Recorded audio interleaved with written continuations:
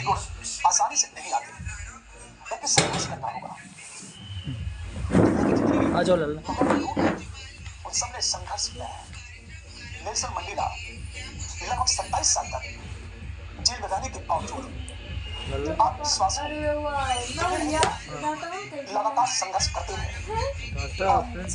दक्षिणी अफ्रीका में समाप्त कर दिया है। वाईफाई ऑन तो है, ऑन है हॉटस्पॉट तो देखो। अमेरिका को भारत में महात्मा गांधी ने चालू है। लगातार संघर्ष किया और संघर्ष का परिणाम यह रहा कि महात्मा गांधी ने इतिहास बनाया और उन्हें राष्ट्रपिता कहते हैं। उनके संघर्ष का जो तरीका था वह अद्वितीय था और आज भी लोग उस तरीके के अनुपालन पर बल देते हैं। अब देखो, पूरा इंट्रोडक्शन है, आप किसी भी विचारक को उल्लेख कर सकते हो। जैसे कहा जाए कि संघर्ष से ज्ञान का विकास होता है, ज्ञान से चरित्र का निर्माण होता है और चरित्रवान लोग या नागरिक एक मजबूत समाज और राष्ट्र का निर्माण करते हैं। इसे चर्चिल ने कहा, इस राष्ट्र की सबसे बड़ी संपत्ति चरित्रवान नागरिक है। लाइए रफ और बेहतर चरित्र मैथ या व्यक्तित्व का विकास सुनिए, करने के लिए निरंतर ये वाली संघर्ष रख करना लीजिए, दूसरी कॉपी लाइए। है। ये इंट्रोडक्शन है। इसको इधर रखिए, उसको रखने के दूसरे लाइए। मतलब कॉपी कौन सी चाहिए? मेरे को मैथ का ही आपको पढ़ाना है, मतलब दूसरी चीज लाइए अभी ढांचा इसको रखने के या लिए। संरचना की बात करें तो अब हम संरचना की बात करेंगे। जैसे यह संघर्ष, तो प्रश्न उठा, संघर्ष कब से, यह संघर्ष कब से चल रहा है? तो ये कहा जाता है ये संघर्ष ये ना हो नीचे हो मानो आ जानते नहीं जानता ना। अर्थात इस पृथ्वी पर मानव जाति का आखिरी जर्सी पर मानव निरंतर संघर्ष कर रहा है, वो लगातार संघर्ष करता है। अब जब मानव संघर्ष करता है तो कभी प्राकृतिक आपदाओं से, तो कभी प्रकृति से संघर्ष करता है। और दूसरा जो संघर्ष है जन्म से लेकर मृत्यु तक, अर्थात जब व्यक्ति जन्म लेता है, बड़ा होता है, युवा अवस्था में पहुंचता है, ये पूरा नहीं है बताए। तो हर चरण पर वह संघर्ष करता है। संघर्ष बाल्यावस्था, युवावस्था, वो वृद्धावस्था, सामने बस क्या है? तीनों अवस्था में संघर्ष होता है। नहीं अभी ये अलग बात है। मतलब ये ऐसा नहीं, ये संघर्ष कभी ऐसा है ना, अलग होता है। थोड़ा पास आ गया। तो ये धनक तो स्तर पर जाइए। संघर्ष उसमें करना डाल दिया। कठिन हो जाता है। सबसे अब किसी स्तर पर ओ खैर टाइप का ना वो कर ले, सीधा संघर्ष कर होता ले। है। जब व्यक्ति संघर्ष करता है इसको ऐसे रखो। मैथ की तुम्हारी कौन सी है?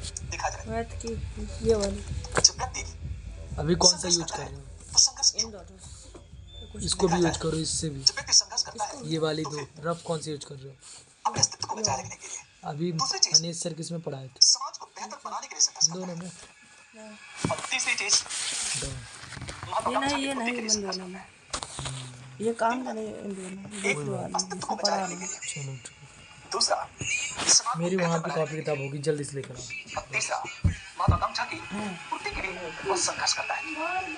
अब देखो, अस्तित्व को बचाए रखने के लिए तो कैसा अस्तित्व, किस रूप अस्तित्व की बात की जाए, समानता देखा जाए तीन बातें।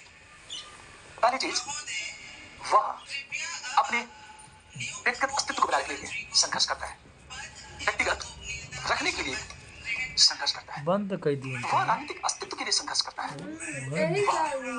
सामाजिक पहचान के लिए संघर्ष करता है, सुनोगे व्यक्तिगत अस्तित्व को बचाने के चलो लिए इसको संघर्ष। बाद में वो करते हैं। ये संघर्ष क्यों करता हुआ? क्योंकि आ जाओ आप बैठो, मैं इसको उधर रख के आता हूँ। लोग अब रख तुम्हें हम चलो निरंतर चुनौती खड़ी करती है आ जाओ। और मानव उन चुनौतियों से लगातार बचे रहने की कोशिश करता है। अब आपको संघर्ष जो है, जैसे प्राचीन काल में जमानों जंगलों में था, प्राकृतिक नियमों का ज्ञान नहीं था, वो जिससे डरता था उसकी पूजा करने लगता था। उद्देश्य यह था हाँ बने ताकि उसकी कृपा हो और उसके सामने उत्पन्न चुनौतियां समाप्त हो जाए। जैसे वो समुद्र की पूजा करता था, वो पेड़ों की पूजा करता था, मानो पहाड़ों की पूजा करता था। केकर को कहल मतलब बस केकर उद्देश्य यही था को पूजा कर रहा था पेड़ों कि की। सबसे उत्पन्न पहले चुनौतियों से कैसे बचा जाए। इतिहास लेकिन जब मानव समाज का विकास हुआ बढ़िया तो मानव राजनीतिक अस्तित्व के लिए संघर्ष करने लगा। उस अस्तित्व को बचाए रखने के लिए यह जो अपना वो कर तथा रहे महत्व हैं राजनीतिक पद पर पहुंचने के लिए पैटर्न वो संघर्ष कर करने रहे लगा। हैं। पहले से अंत में कहा जाए वो सामाजिक पहचान के लिए मार संघर्ष दे करने लगा मरिए था मार दे ताकि समाज में उसका एक उचित स्थान हो। उन लोग को बोल दो बैठने के लिए। हर एक व्यक्ति वही तो अभी आई तो आए हैं ये बच्चे, कहा जाए अभी तक कि वहीं पे कौन तो जनसंख्या था। ऐसी है जो अपनी पहचान बनाए रखना करेंगे चाहती तो हो गया, हाँ हाँ कनेक्ट हो है। गया। तो अभी तो आगे ना तुमको सुन नहीं है का अभी तक समाज वहीं को तो था। बेहतर अभी आई बनाने के लिए हाँ। संघर्ष जब होता है तो जाओ तेल यह संघर्ष कुछ ज्यादा ही कठिन होता है। बंद कर दो उसे। क्यों? क्योंकि जब हम समाज को बेहतर बनाने की कोशिश करते हैं थोड़ी देर बाद जब रुक जाएगा तो समाज के अनुरूढ़िवादी लोग उसका लगातार विरोध करते हैं। कभी कभी व्यक्ति पीछे भी हट जाता है पर साहसी लोग लगातार आगे बढ़ते हैं। जैसे भारत में ईश्वर चंद्र विद्यासागर जब विधवा विवाह की वकालत कर रहे थे तो रूढ़िवादी समाज ने उनका बहुत ही ज्यादा विरोध किया, लेकिन उनका संघर्ष चलता रहा। उनका उद्देश्य यह था कि विधवा विवाह को सामाजिक मान्यता मिल जाए और उनके संघर्ष का परिणाम यह रहा कि अनेक सामाजिक कुरीतियां दूर हो गई। कुछ लोग निजी महत्वाकांक्षा की पूर्ति के लिए संघर्ष करते हैं। जैसे उनकी कोई निजी इच्छा हो उसकी पूर्ति के लिए लगातार संघर्ष करते हैं। उदाहरण के रूप में लिया जाए तो आज विश्व के जितने अमीर लोग हैं उनकी संपन्नता उनके संघर्ष का परिणाम है। वह आर्थिक क्षेत्रों में अपने एक उचित स्थान बनाने के लिए संघर्ष किए और उसमें सफल रहे। अब प्रश्न उठता है संघर्ष के प्रकार। संघर्ष समांतर दो प्रकार का होता है, एक बाह्य संघर्ष और दूसरा है आंतरिक संघर्ष। बाह्य संघर्ष का अर्थ है कि हम बाहर की परिस्थितियों से संघर्ष करते हैं, हम बाहरी समाज से संघर्ष करते हैं। और आंतरिक संघर्ष का अर्थ है कि हम अपने आप से संघर्ष करते हैं। यह संघर्ष मेरे अंदर चलता है। ये जो बाह्य संघर्ष है इसके कई रूप हैं, जैसे भौतिक संघर्ष, वैचारिक संघर्ष, सामाजिक संघर्ष, राजनीतिक संघर्ष और सांस्कृतिक संघर्ष। हम भौतिक संघर्ष की बातें करते हैं। भौतिक संघर्ष में देखा जाए, यदि भौतिक संघर्ष की बात की जाए तो यह जो संघर्ष है सभी जीव जंतु करते हैं, मानव भी संघर्ष करता है। लेकिन यह जो संघर्ष है भौतिक संघर्ष, यह समानता आवास के लिए होता है, यह समानता भोजन के लिए होता है संघर्ष। जैसे इस प्रकृति में अनेक ऐसे जीव जंतु हैं जो लगातार अपने आवास के विस्तार के लिए संघर्ष करते हैं ताकि उन्हें और उनके बाद आने वाली उनकी संतति को पर्याप्त मात्रा में भोजन मिलता रहे। मानव भी भौतिक संघर्ष लगातार करता आ रहा है। देखा जाए यदि मानव की बात करें तो मानव प्राचीन काल में जंगलों में रहता था। उस समय उसका संघर्ष बहुत ही ज्यादा कठिन था, लेकिन जब लोहे की खोज हुई तो लोहे की खोज ने क्या किया, मानव के संघर्ष को आसान बना दिया। मानव का संघर्ष आसान बन गया क्योंकि लोहे के यंत्र का निर्माण करके मिट्टी को तोड़ना आसान हो गया। इस संघर्ष से यह फायदा हुआ कि जब मिट्टी की खुदाई आसान हो गई, आसान परिणाम यह हुआ कि उत्पादन में वृद्धि। आज जब उत्पादन में वृद्धि हुई तो मानव के सामने भोजन पूरी वजह संघर्ष हो रहा था, वो संघर्ष कम हो गया। परिणाम तो यह हुआ कि मानव के समक्ष भोजन की समस्या कम। इसका यह फायदा हुआ कि मानव की संख्या में वृद्धि होने लगी। कालांतर में क्या हुआ देखा जाए तो कालांतर में ये यह कहा जाए कि इसने के बाद तकनीक की खोज शुरू हो गई या तकनीक का विकास। इस तकनीक के विकास ने क्या किया, मानव के संघर्ष को आसान बना दिया। जैसे आज तकनीक की देन यह है कि मानव दूरियों को गौण कर लिया है, मानव के जीवन सहज और सरल बन गया है। हम पत्थर युग से अंतरिक्ष युग में प्रवेश कर गए हैं। कारण यह है कि तकनीक के विकास ने किया क्या, मानव की क्षमता में अतिरिक्त वृद्धि कर दी। और जब मानव की क्षमता में वृद्धि हुई, मानव प्रकृति के नियम को समझने में सक्षम, और जब वह समझने में सक्षम हुआ, आप सोचो, तो एक तरफ मानव प्रकृति पर नियंत्रण स्थापित करने की कोशिश करने लगा और दूसरी तरफ मानव ने अपनी स्वतंत्रता का ज्यादा विस्तार कर लिया। जैसे जहां मानव अपने प्रकृति का गुलाम था, अब प्रकृति पर नियंत्रण स्थापित करके यह प्रकृति के नियमों को समझकर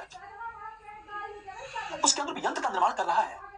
और यह कहा जाए कि इस पृथ्वी पर प्रकृति की अनेक दैवी चीजें जिसमें मानव अपनी इच्छा के अनुरूप परिवर्तन करने में सक्षम हो गया है। अब हम बात करते हैं, ये जो वैचारिक संघर्ष चलता है, ये जो वैचारिक संघर्ष समानता देखा जाए पूंजीवाद और समाजवाद के बीच चलता है, परंपरा और आधुनिकता के बीच चलता है, और तीसरी बात सभ्यताओं के बीच संघर्ष चलता है। अब सोचो, पूंजीवाद और समाजवाद। पूंजीवाद एक ऐसी विचारधारा है जहां उत्पादन निजी क्षेत्र करता है, उत्पाद की कीमत बाजार निर्धारित करती है, बाजार में राज्य या सरकार का हस्तक्षेप नहीं होता। जैसे अमेरिका तथा यूरोप के अनेक ऐसे देश पूंजीवादी हैं और वह देश बाजार में हस्तक्षेप नहीं करते हैं, उत्पाद की कीमतें बाजार निर्धारित करता है। समाजवाद एक ऐसी विचारधारा है जहां उत्पादन में सरकार की भूमिका महत्वपूर्ण होती है। सरकार उत्पाद की कीमत निर्धारित करती है, गरीबों के लिए योजनाएं संचालित करती है। अब इस संघर्ष की बात करें हम लोग तो इस संघर्ष में जीत पूंजीवाद की होती है, और जब जीत पूंजीवाद की हुई तो इस पूंजीवाद ने क्या किया, यह घोषित कर दिया कि विश्व की आर्थिक समस्याओं का समाधान पूंजीवादी व्यवस्था में ही संभव है। और यदि किसी देश को विकास करना है या विकसित देशों की श्रेणी में आना है तो पूंजीवाद को स्वीकार करने के अलावा कोई विकल्प नहीं है। अधिकांश देशों ने इसे मान भी लिया, जैसे सोवियत संघ, चीन ने इसे स्वीकार भी कर लिया, क्योंकि सोवियत संघ और चीन की अर्थव्यवस्था बुरी तरह लड़खड़ा गई थी। अपने अर्थव्यवस्था के विकास के लिए चीन ने आंतरिक उदारीकरण को अपनाया। उदारीकरण का मतलब होता है प्रक्रिया को उदार कर देना, सरल कर देना, आसान बना देना। अब 1990-92 के बीच सोवियत संघ का जब विखंडन हुआ तो पूरे विश्व ने मान लिया कि समाजवाद हार चुका है और पूंजीवाद एक बेहतर विकल्प है। इस विश्व के अधिकांश देश पूंजीवाद को चल पड़े। परिणाम ये रहा, वैश्वीकरण की वकालत की जाने लगी। इस वैश्वीकरण में हर देश शामिल होने की कोशिश करने लगा। इसका उद्देश्य यह था कि विश्व के संसाधनों का अनुकूलतम दोहन किया जाए ताकि पूरी दुनिया से गरीबी को समाप्त किया जाए।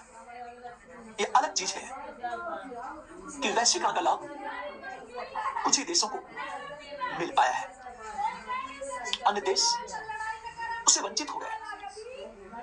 परिणामतः कुछ देशों में वैश्वीकरण का विरोध शुरू हो गया और यह मांग की जाने लगी कि एक ऐसी व्यवस्था हो जहां लाभ का न्यायसंगत वितरण हो।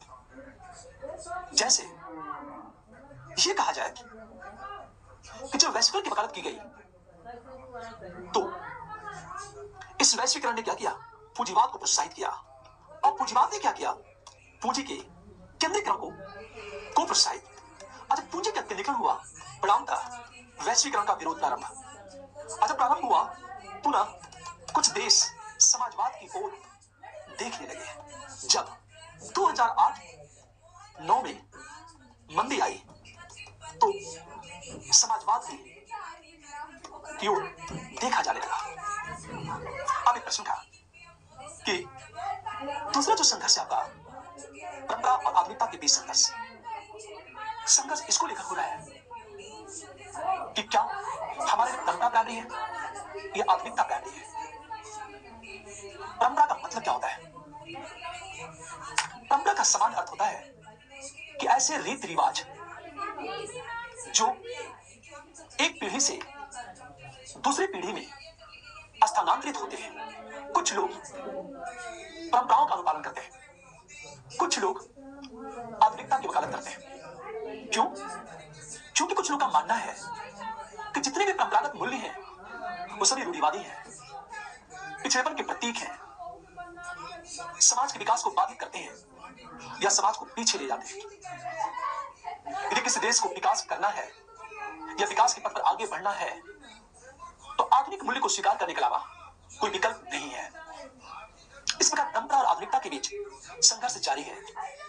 लेकिन एक दृष्टिकोण से देखा जाए तो संघर्ष उचित नहीं है, क्योंकि परंपरा और आधुनिकता दोनों मानव के दो पक्ष हैं। जो परंपराएं बनी हुई हैं वो आगे यदि उनमें परिवर्तन होता रहे तो आधुनिकता की ओर अग्रसर होती है। अर्थात परंपरा और आधुनिकता के बीच परिवर्तन दोनों को जोड़ के रखता है। यदि परंपराओं में परिवर्तन मूल्य उन्मुख है, समाज के विकास को प्रोत्साहित करता है, तो वह आधुनिक बन जाता है, वो बुरा नहीं है। अब एक प्रश्न उठा, जब संघर्ष चलता है परंपरा आधुनिकता के बीच तो कुछ लोग मानते हैं कि ये जो परंपरा है एक प्रतिगामी कदम है और आधुनिकता विकास एवं सभ्य होने का सूचक है। एक प्रश्न उठा, क्या यह प्रश्न कहा जाए, क्या आधुनिक होना ही सभ्य होने का सूचक है? यदि यह कहा जाए कि आधुनिकता ही विकास एक मानक होता तो फिर आज जो मानव अस्तित्व के समक्ष चुनौतियां हैं वो चुनौतियां उत्पन्न नहीं होना चाहिए। जैसे जो लोग अपने आप को आधुनिक कहते हैं उनके जीने का जो तरीका है उसका परिणाम यह हुआ कि एक तरफ मूल्यों का संकट पैदा हो गया है तो दूसरी तरफ प्रकृति का इतना ज्यादा दोहन हुआ है कि मानव का जो भविष्य है वो संकट में पड़ता हुआ दिख रहा है। यदि ऐसा है तो फिर क्या आधुनिक होने पर गर्व करना चाहिए? अब एक प्रश्न कि क्या वास्तव में परंपरा विकास में बाधक ही है? समानता देखा जाए का जो मूल्यों का संकट या पर्यावरण विनाश की जो समस्या उत्पन्न हो रही है, क्या इसका समाधान परंपरा में मिल सकता है? यदि हम परंपराओं का अध्ययन करें तो अनेक ऐसी मान्यताएं हैं जो मानव को आज की चुनौतियों से बचा सकते हैं। जैसे हमारी प्राचीन परंपरा यह रही है कि हम प्रकृति की पूजा करते थे, जैसे पीपल के पेड़ की पूजा, तुलसी की पूजा करते हैं। यह हमारी परंपरा रही है। क्या इन परंपराओं को भुला देना और प्रकृति पर नियंत्रण स्थापित करके विकास करना आधुनिकता का मानक हो सकता है? मेरा मानना है वस्तुतः विकास हो, विकास रूटलेस ना हो, जड़ विहीन ना हो, भविष्य विहीन ना हो। जड़ विहीन का मतलब है अपनी संस्कृति से अलग हो जाना। आज विकास का जो रूप है उसमें हमारी स्थानीय संस्कृतियों का तेजी से विनाश हो रहा है। अर्थात जो विकास है वह जड़ विहीन है, लोगों को अपनी संस्कृति से अलग कर रही है, तथा यह भविष्य विहीन भी है, यह फ्यूचरलेस है। इसलिए परंपरा और आधुनिकता के बीच जो संघर्ष है, यह संघर्ष उचित नहीं है। हमें परंपराओं का भी अनुपालन करना चाहिए और आधुनिकता को भी स्वीकार करना चाहिए। यदि ऐसा मान लिया जाए तो परंपरा और आधुनिकता के बीच जो संघर्ष है वह संघर्ष समाप्त हो जाएगा। तीसरी बात देखें कि सभ्यताओं के बीच जो संघर्ष चल रहा है, जैसे इस्लामिक सभ्यता और ईसाई सभ्यता के बीच जो संघर्ष चल रहा है, यह संघर्ष बहुत पहले से चल रहा है। ईसाई सभ्यता कहती है कि मैं श्रेष्ठ हूं, इस्लामिक सभ्यता कहती है कि मैं श्रेष्ठ हूं। इस संघर्ष के परिणाम स्वरूप कुछ ऐसे आतंक के संगठनों का जन्म भी हुआ जो विश्व में आतंक को प्रोत्साहित करते हैं, जबकि सभ्यताओं के बीच संघर्ष नहीं बल्कि संवाद होना चाहिए। संवाद विश्व की अनेक सामाजिक समस्याओं का समाधान कर सकता है, इसलिए संवाद की वकालत की जानी चाहिए। इस तरह हमने क्या देखा कि वैचारिक संघर्ष के जो 3 रूप हैं उसको कैसे तोड़ा जाए, और तोड़ना आ गया तो निबंध लिखना बहुत आसान। अब हम बात करें सामाजिक संघर्ष। अब देखो आप, संघर्ष का जो तीसरा रूप है वो सामाजिक संघर्ष है। इस सामाजिक संघर्ष के अनेक रूप हैं: लैंगिक संघर्ष, जातीय संघर्ष, वर्गीय संघर्ष और धार्मिक संघर्ष। इसके 4 रूप हैं। यदि लैंगिक संघर्ष की बात करें तो सबसे पहले बात करेंगे लैंगिक संघर्ष का अर्थ क्या है, और दूसरी बात करें यह संघर्ष क्यों। चलिए संघर्ष की बात करेंगे, और तीसरी बात करेंगे हम लोग संघर्ष में जीत किसकी। अब देखो, ये जो संघर्ष होता है, लैंगिक जो संघर्ष होता है, देखा गया उस संघर्ष में जो जीत है पुरुष की होती है। और जब पुरुष की जीत हुई तो पुरुष ने क्या किया, सबसे बड़ी चीज स्वयं को बौद्धिक एवं स्व के रूप में परिभाषित करना शुरू, तथा महिलाओं को अन्य के रूप में परिभाषित करना शुरू कर दिया। पहली चीज। दूसरी चीज ने क्या किया, महिला को महिला बनाए रखने पर बल दिया। यह भी बातें लिखनी है, मुझ तो महिला कभी भी महिला रूप में पैदा नहीं होती, बल्कि महिला को महिला बनाया जाता है। और तीसरा काम किया उसने, महिलाओं के पैदा होने पर रोग की वकालत मानव करने लगा। इसका परिणाम यह हुआ कि सबसे बड़ी चीज तो यह है, अर्थव्यवस्था में महिलाओं की भूमिका सीमित। पहली चीज। दूसरी बात ये देखा जाए, महिला सशक्तिकरण बाधित हुआ। और तीसरा ही हुआ मादा भ्रूण हत्या। इस मादा हत्या का प्रभाव यह पड़ा कि लिंगानुपात में कमी आने लगी। और जब लिंगानुपात में कमी आई तो फिर समस्या क्या उत्पन्न हुई। पहली चीज, कुछ लोग अविवाहित, और जब अविवाहित होंगे तो फिर समस्या यह खड़ी होगी, एक यौन कुंठा जन्म ली। यौन कुंठा ने यौन अपराध को जन्म दिया। और दूसरी चीज, पुरुष ने क्या किया, वेश्यावृत्ति को प्रोत्साहित। जब उसने वेश्यावृत्ति को प्रोत्साहित, इन दोनों में क्या हुआ, महिला की गरिमा असुरक्षित। सबसे बड़ी चीज देखा जाए।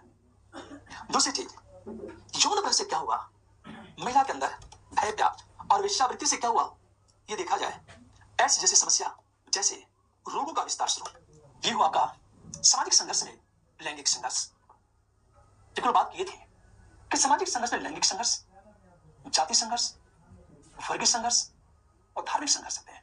अब हम बात करें कि वास्तव में जाति संघर्ष क्या होता है। अब सबसे बड़ी चीज, जाति संघर्ष में सबसे पहले हम अर्थ की बात करेंगे और कारण की बात करेंगे। मैंने आपसे पहले यह कहा है, लेकिन शब्द को तोड़ना सिखा रहा हूं कि शब्द को कैसे तोड़ा जाता है। यदि कारण की बात की जाए तो इसके पीछे धर्म एवं संस्कृति, कहीं न कहीं वैचारिक मतभेद है, और सबसे बड़ी चीज कुछ आर्थिक कारण भी है। आप सोचो, जब इन तीनों की बात करेंगे, अब संघर्ष का परिणाम क्या होता है, जाति संघर्ष के कारण जाति शोषण। जाति शोषण परिणाम यह है कि कुछ लोग विकास से वंचित। दोस्तों, हम बात करें जाति संघर्ष की, कि संघर्ष कितने सारे रूप होते हैं, इसका क्या परिणाम होता है। उसी तरह हम लोग वर्गीय संघर्ष और धार्मिक संघर्ष की बात करेंगे। अब देखो आप, धार्मिक संघर्ष में समानता बताना यही आपको इसका अर्थ क्या है, इसका कारण क्या है और इसका परिणाम क्या है। अब जब परिणाम की बात करेंगे तो राष्ट्र एवं समाज के समक्ष चुनौती क्या है, ये कहा जाए सर कि किस तरह की चुनौती पैदा। और दूसरी बात, संस्कृतियों का विनाश कैसे। मतलब जब भी आपको धार्मिक संघर्ष की बात करनी होगी तो फिर इतने भाग हम लोग तोड़ेंगे, इतने भाग में। अब तक थोड़ा बात कर रहे थे सामाजिक संघर्ष की, अब हम बात करेंगे राजनीतिक संघर्ष। अब सोचो आप, राजनीतिक संघर्ष के रूप क्या है, क्यों होता है राजनीतिक संघर्ष।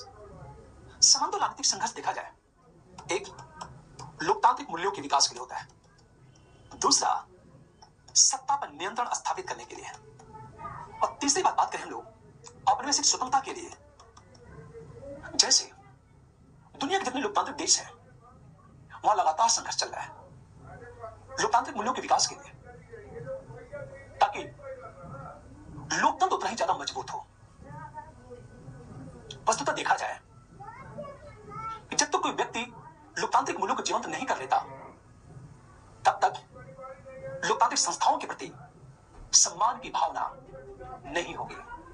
प्रत्येक लोकतांत्रिक देश जो आज सफल है, मजबूती से खड़ा है, वहां के लोग उस लोकतंत्र का सम्मान करते हैं और गर्व करते हैं। उसका मूल कारण यह है कि वहां के लोगों ने निरंतर राजनीतिक संघर्ष किया है उन मूल्यों के लिए। जैसे भारत के संदर्भ में कहा जाए तो भारत में आज भी राजनीतिक संघर्ष है मूल्यों के लिए। एक उदाहरण लेता हूं मैं आपसे। अक्सर आपने सदन में बहस होते देखा होगा। जब सदन में बहस होती है या अविश्वास प्रस्ताव पर चर्चा होती है तो भारत के राजनेता कहते हैं कि सरकार रहे या न रहे, हमारा लोकतंत्र लाना चाहिए, क्योंकि लोकतंत्र में ही प्रत्येक व्यक्ति का बेहतर विकास होता है। लेकिन देखा जाए, ये जो विश्व कुछ ऐसे देश हैं जहां सत्ता पर नियंत्रण स्थापित करने के लिए संघर्ष चल रहा है। यदि संघर्ष का उद्देश्य लोकतंत्र का विकास करना है तो यह होना चाहिए, पर यदि निरंकुशता को प्रोत्साहित करना है तो यह नहीं होना चाहिए। क्यों? क्योंकि जनता प्राथमिक है, जनता साध्य है। अब प्रश्न यह उठा कि यह कैसे कहा जाए कि यह संघर्ष लोकतांत्रिक मूल्यों के लिए हो रहा है। तो कहना सबसे अच्छा है कि भारतीय संविधान के प्रस्तावना में कुछ बातें बहुत अच्छी कही गई हैं। जैसे भारतीय संविधान के प्रस्तावना में कहा गया है कि भारत के लोग भारत को संपूर्ण प्रभुत्व संपन्न, समाजवादी, पंथ निरपेक्ष, लोकतांत्रिक गणराज्य बनाने तथा समस्त नागरिकों के लिए सामाजिक, आर्थिक, राजनीतिक न्याय, विचार एवं अभिव्यक्ति, धर्म उपासना की स्वतंत्रता, प्रतिष्ठा अवसर की समानता तथा प्रत्येक व्यक्ति की गरिमा और राष्ट्र की एकता अखंडता को बनाए रखने वाली बंधुता की बात की गई है। ये कुछ ऐसे मानक हैं, ऐसे क्राइटेरिया है जिसके आधार पर निर्णय लेना आसान हो जाएगा कि संघर्ष लोकतांत्रिक मूल्यों के हो रहा है या निरंकुश व्यवस्था की स्थापना के हो रहा है। और तीसरी चीज, औपनिवेशिक स्वतंत्रता के लिए जो संघर्ष है, जैसे भारत में महात्मा गांधी, नेहरू जैसे अनेक नेताओं ने भारत को स्वतंत्रता दिलाने के लिए लगातार संघर्ष किया। महात्मा गांधी के पास एक ऐसे अस्त्र जिसका नाम है सत्याग्रह। सत्याग्रह से महात्मा गांधी ने भारत को स्वतंत्र कराया है। इसका देखा जाए, राजनीतिक संघर्ष जब भी होता है तो तीन बातों के लिए होता है। इस पर हमने यह देखा कि जो संघर्ष है, एक बाह्य संघर्ष, एक आंतरिक संघर्ष। बाह्य संघर्ष के जो रूप है, भौतिक संघर्ष, सामाजिक संघर्ष, वैचारिक संघर्ष, राजनीतिक संघर्ष, ये बात करें सांस्कृतिक संघर्ष। अब हम बात करते हैं आंतरिक संघर्ष होता है। आंतरिक संघर्ष का अर्थ है कि व्यक्ति के अंदर संघर्ष चलता है। अब देखो, इस संघर्ष के दो रूप होते हैं। संघर्ष क्यों होता है? एक संघर्ष का रूप है नैतिक दुविधा, इथिकल डायलेमा। नैतिक दुविधा का अर्थ है कि किसी व्यक्ति के सामने दो विकल्प हैं और उसमें से किसी एक का चयन करना हो, तो जब एक को चयन करता है तो दूसरे को इच्छा होती है, अर्थात एक की कीमत पर दूसरे का चयन होता है। अक्सर प्रशासन में यह दिखता है और व्यक्ति में भी ऐसा होता है। जैसे प्रशासक के सामने नैतिक दुविधा तब उत्पन्न होती है जब उस सूचना के अधिकार का अनुपालन करे और गोपनीयता की भी बात करे। जैसे सूचना के अधिकार के तहत उस प्रशासक को वो सभी सूचनाएं जनता को उपलब्ध करानी होगी जिन सूचनाओं की मांग जनता करती है, और गोपनीयता के तहत कुछ बातें गोपनीय रखनी पड़ती हैं। अब नैतिक दुविधा इसलिए है कि यदि वह गोपनीयता को महत्व देता है तो सूचना के अधिकार का उल्लंघन होगा, और सूचना के अधिकार को महत्व देता है तो गोपनीयता का उल्लंघन होगा। यह एक नैतिक दुविधा है और व्यक्ति लगातार संघर्ष करता है इस दुविधा से निकलने के लिए। दूसरी बात कि वो संघर्ष करता है अक्सर अपने आप से। व्यक्ति अपने आप से संघर्ष करता है और संघर्ष यह होता है प्रामाणिक जीवन एवं अप्रामाणिक जीवन को लेकर संघर्ष। अक्सर देखा होगा आपने कि इंट्यूशन और मन के बीच द्वंद्व चलता है, अंतःप्रज्ञा और मन के बीच एक द्वंद्व चलता है। अंतःप्रज्ञा कहता ऐसा होना चाहिए, मन कहता ऐसा होना चाहिए। यदि यह कहा जाए आंतरिक संघर्ष की स्थिति में यदि व्यक्ति अंतःप्रज्ञा इंट्यूशन की आवाज को सुनता है और उसके अनुरूप निर्णय लेता है तो वह अवश्य ही सफल होता है। इस प्रकार दोस्तों ने यह देखा एक शब्द संघर्ष कि अपनी प्रस्तावना के बाद जो बीच का ढांचा है जिसमें शब्द संघर्ष उसको आपने तोड़ दिया, इसके कई आयाम है वो टूट गया, डायमेंशन में आपने तोड़ दिया तो आपने लिखना बहुत आसान हो जाएगा। अंत में हम लोग इस निबंध में निष्कर्ष की बातें करेंगे और निष्कर्ष मुझे ये बताना है कि अंततः होना क्या चाहिए। कुछ ऐसे कविताओं से कुछ ऐसे कथन का प्रयोग कर सकते हैं जो आकर्षक हो। ये तो संघर्ष की बात उठी। अब इस संघर्ष पर कितने तरह के निबंध पूछे जा सकते हैं। जैसे हो सकता है क्वेश्चन पूछा जाए कि संघर्ष से जीवन है, निबंध लिखना है। मान लीजिए यह पूछा जाए यौवन संघर्ष है, बुढ़ापा अफसोस है। हो सकता है आपसे निबंध पूछा जाए सब में संघर्ष शब्द आ रहा है, संघर्ष एवं प्रगति। हो सकता है अगला क्वेश्चन पूछा जाए कि संघर्ष एक प्रेरणा है, संघर्ष। हो सकता है निबंध यह पूछा जाए कि संघर्ष प्रगतिशीलता का सूचक है। हो सकता है यह निबंध पूछा जाए संघर्ष ही स्वप्न को साकार कर सकता है। हो सकता है आपसे यह निबंध पूछा जाए कि संघर्षशील लोग ही स्वप्न को साकार करते हैं। हो सकता है अगला क्वेश्चन निबंध यह पूछा जाए कि स्वप्न संघर्षशील लोगों को सोने नहीं देता है। सिंपल सत्य यह है कि संघर्ष संघर्ष संघर्ष केवल अपने शब्द को तोड़ा है। और संघर्ष जुड़े कुछ भी निबंध पूछा जाए, यदि संघर्ष सबको तोड़ना आ रहा है तो निबंध को बेहतरीन तरीके से लिख सकते हैं। धन्यवाद। दोस्तों, आज हम बात करेंगे प्रतिस्पर्धा। एक ऐसा शब्द है जिसका प्रयोग निबंध में अक्सर किया जाता है। जैसे प्रतिस्पर्धा समाज के लिए एक प्राथमिक शर्त है। या हो सकता निबंध ऐसे पूछे जाए कि जो प्रतिस्पर्धा है समाज को जीवंत बनाती है। मान लो यह शब्द पूछा गया या इस शब्द से जुड़े हुए किसी निबंध को पूछा गया तो सबसे पहले हम बात करेंगे उस निबंध में प्रस्तावना की। प्रस्तावना में सबसे पहले हम बात करेंगे कि प्रतिस्पर्धा आखिर क्यों की जाती है। यदि देखा जाए तो जो प्रतिस्पर्धा है प्रत्येक व्यक्ति को निरंतर सक्रिय बनाए रखती है। आज समाज या व्यक्ति विकास के जिस मुकाम को हासिल कर चुका है उसका मूल कारण है प्रतिस्पर्धा। यदि समाज निरंतर सक्रिय बने रहना चाहता है तो प्रतिस्पर्धा अति आवश्यक है। वस्तुतः प्रतिस्पर्धा मानव को निरंतर गतिशील बनाए रखता है। यदि हम पत्थर युग से अंतरिक्ष युग में प्रवेश कर गए हैं, इसका मूल कारण यह है कि हम लगातार प्रतिस्पर्धा कर रहे हैं।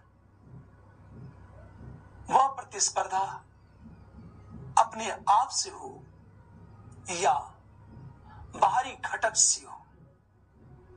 प्रतिस्पर्धा एक ऐसा मूल मंत्र है जो समाज को प्रगति के पथ पर ले जाता है। यह कहा जाता है कि प्रतिस्पर्धा व्यक्ति और समाज को सक्रिय बनाए रखता है। सक्रियता ज्ञान के विकास को प्रोत्साहित करता है, मानव को संघर्षशील बनाता है। संघर्ष के कारण मानव के अंदर आत्मविश्वास का संचार होता है और आत्मविश्वास के कारण व्यक्ति अपने निर्धारित लक्ष्य को प्राप्त कर लेता है। आज विश्व में जो तकनीकी विकास हो रहा है या मानव के जीवन को सहज और सरल बनाने के लिए जो विश्व स्तर पर प्रयास चल रहा है, उसका मूल कारण यह है प्रतिस्पर्धा। अब प्रश्न ये उठता है, प्रस्तावना के बाद हम निबंध के स्ट्रक्चर की बात करेंगे, संरचना या हम ढांचे